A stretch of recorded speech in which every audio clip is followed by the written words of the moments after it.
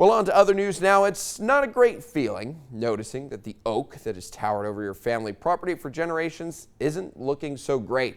It's starting to show signs of stress that wasn't there before. Hurricane season, as we just talked about, is kicking into high gear, and the tree could be much worse than just an eyesore.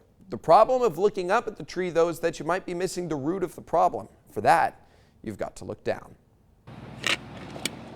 Dig a hole. Simple enough for step one when it comes to putting a new plant in the ground and creating the spot that the plant will call its home, hopefully for years to come. What's not quite so simple, though, is the condition that this home is in when the plant is planted. Good soil, good tree.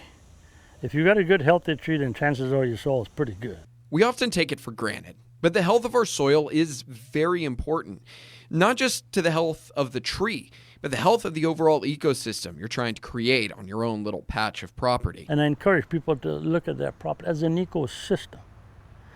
Everything is connected to the health of that soil. The soil should be composed of different bacteria, elements such as nitrogen or carbon, or to put it simply, live oak leaves, give it back to the tree. That's what you see when you walk in the forest. You can be a dumb Cajun from church boy and figure this out. And the best way to achieve that is simply let your yard take care of itself. We need to recycle a lot more than we are. Especially biodegradables should never leave the site. Some way, shape, or form, it needs to stay on the site. So when you look out at a sea of grass clippings or the pile of leaves under an oak tree, the thing to do is just leave it. Let them break down and bring those nutrients back into the soil.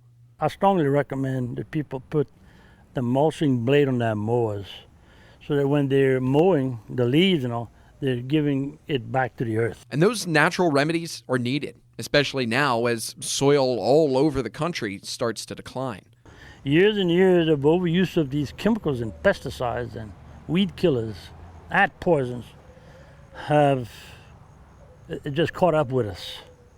We've destroyed the biology in the soil. Which means that helping build back healthy soil can start with you at home, helping out on your own plot of land. And collectively, we can help bring back a fundamental piece of our ecosystem.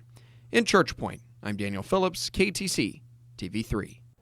Now, Mr. Bob told me a real easy test if you want to test your soil. So if you cut a 1 foot by 1 foot little hole in the ground, he reckons you got to count about 7 worms. And if you can count those 7 worms in your soil, not doing too bad. Katie?